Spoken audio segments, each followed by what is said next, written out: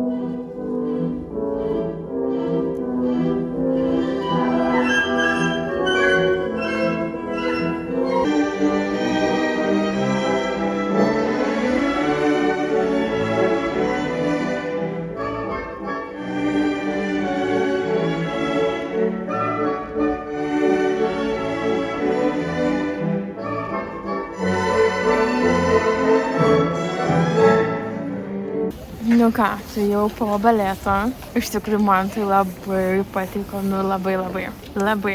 Ir čia buvo jo Ukrainos Kijevo baletas. Ir ant galo netgi jau kai nusilenkinėjo, visi ir plojo, tai net išsinešė Ukrainos vėliavą, tai wow. Gražu. Šiaip labai gražu. Tau patiko? Jo. Patiko. Ir muzika labai graži. Aš šiaip tai baigus muzikos mokyklą, tai man visi tie kūriniai iki kaulų žinomi. Bet, labai. Tik tais kas dalykas, man atrodo, kad čionais, čia iš kolonėlių muziką leido. Jo. O vat Vilniui, kur būna, tai tenais visas orkestras groja. Tai jo. O dabar jau keliausim namo. Arba picos. Nes reikia ir toj darbų. O jau yra biškį po 9. Dar kol parvažiuosim. Dar sirėjo reikia. Pizza. Arba pizza ir to, gal dar šitas. Žiūrėsim. Tai žodžiu, įspūdžiai labai geri. Tai labas rytas ir sveiki atvykę į naują vlogą. Ne, čia bus sudėtinis išdėjau. Kita diena. Jo, kaip matote, rytas tamsu. Jau šiandien užsidėjau jau antbačius. Tai jo, sužinau pavadinimą iš vieno komentaro. Jo, galvoju papasakosiu kaip tik apie tos antbačius. Jo, mes nusipirkom tiesiog tokius, kur užsimūkšlina taip ant bato.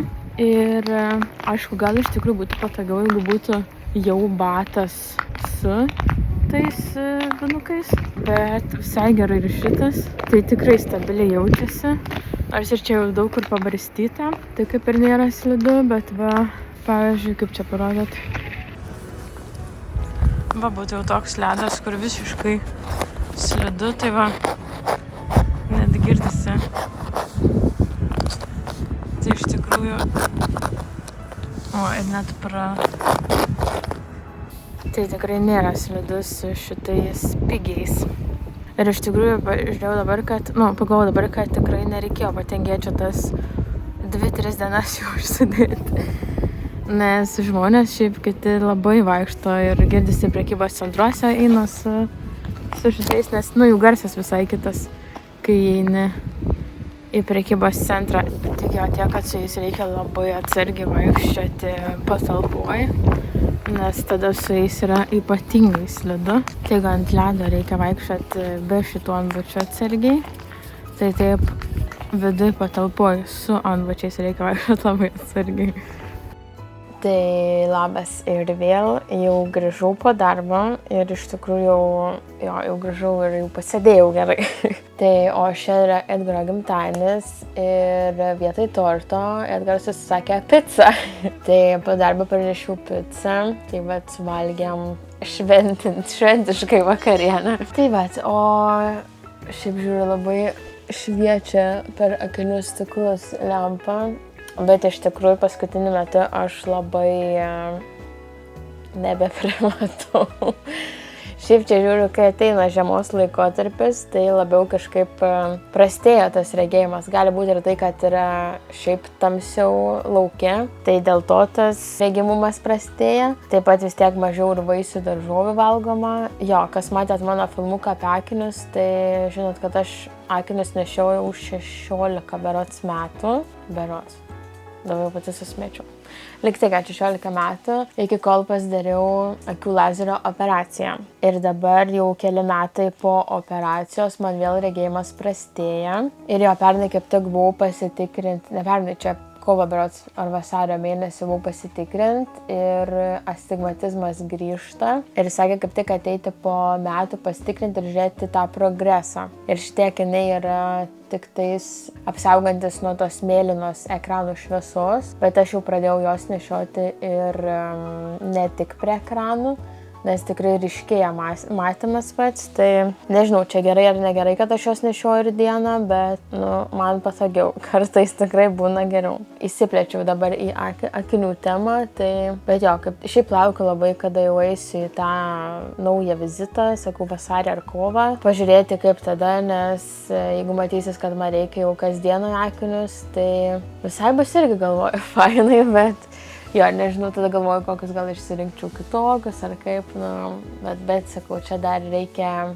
pagyventi iki to vasario kovo mėnesio. Bet dabar yra vlogmas ir laikas atidaryti kalendorius. Tai Rėjaus kalendorius dar šiandien netidarė, man antrą vakar atidarinėjo mane. Jo, 17 atidarėm, tai dabar 18. Prašau. O savo kalendoriaus aš vakar taip ir dar netidariau, kažkaip neradau kada. Tai bus ir 17 ir 18. 17 turim Me Time. O, kas čia? O, čia šita stikliukas, tas guaša stikliukas. Mažas, aš turiu kaip tik didesnį, bet jo nelabai naudoju. Vis noriu naudoti, bet nenaudoju. Tai reiks gal ir bandyti, reikia man atrodo, kaip nors gal YouTube filmuką pažiūrėti, kaip naudotis juo, tą guašą ir jo, kažkaip tada bus galima šiek tiek pasimasažuoti labiau tą veidą. Ir, ne 19, 18. Vakaus gražus su gėlytėm. At Home Facial Spa.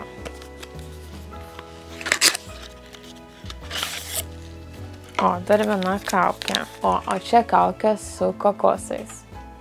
Aš šiaip labai mėgstu kokosą. Patį kaip riešutą. Labai mėgstu. Tai žiūrėsim, ar šitas tikriausiai kvepės kokosais skaniai labai. Tai, o šiaip jau šiandien darbe kalbėjom, kad labai keista, kad jau realiai viskas. Kalėdos gaunasi vos ne šią savaitę. Jo, nes kalėdos jau yra kitą pirmadienį, kūčios yra sekmadienį, tai kaip ir jau galim sakyti, savaitę liko, arba net kad šią savaitę bus visos šventės, tai iš tikrųjų šiaip keista, kad atėjo labai greitai, kad praėjo gal labai greitai tas pats gruodis, dar visai nepraėjo, bet kad tos šventės jau taip šalia visai. Iš vienos pusės yra faina, iš kitos pusės gal ir nėra labai faina, nes tikrai labai greitai atėjo. Ir tie naujieji metai taip greitai ateina ir šiaip laikas, dabar žiūri, kad laikas labai greitai skriejo. Ir taip pat galiu parodyti, kad įsigijau naują planuotę kitiems metams, tai nusipirkau iš Beatos Tiškevič šitą planuotę. Tai jau pradėjau šiek tiek pilti ir tikslų ir reflektuoti ten, kaip yra užduotis, tai visai fainai ir tokį nusistatai kaip ir startą savo metams. Man atrodo, yra svarbu kažkiek užsibrėžti tų tikslų, nors aš niekada nebuvau tokia, kad turėti kažkokių tikslų ar kad labai įsivardinti kažką, nes atrodo, gali viskas pasikeisti, bet kažkokius nedidelius tikslus, manau, per metus reikia įsivardinti, nes aš kaip turiu ir praeitų metų šitą planuotę, kur praeitais metais rašiausi, taip peržiūrėjus kaip ir šių metų tikslus, kuriuos užsirašiau sausio pradžioj ar gruodžio pabaigoje, nebepamenu, kada rašiau, bet yra dalis, kurie iš tikrųjų įsipildė ir šiaip žiūrint, kaip pati patobulėjau per tuos metus, tai labai smagu matyti tą pokytį. Tai sakau, kažkokių tikslų turėti ar įsivardinti norisi. Parašykit ir jūs, ar nusipirkot, ar gal dedatės kažkokias tai planuotės. Gal patys kūrėt, aš irgi buvo laikas, kai kūriausi planuotę pati ir buvo labai faina. Tik tai tiek, kad jo užtrunka laiko tikrai. Ir parašykit, ar jau susirašėt savo kitų metų tikslus, ar pagalvot. Manau, šiam vlogui bus tada tiek. Ačiū labai, kad žiūrėjot ir susitiksim rytoj. Iki.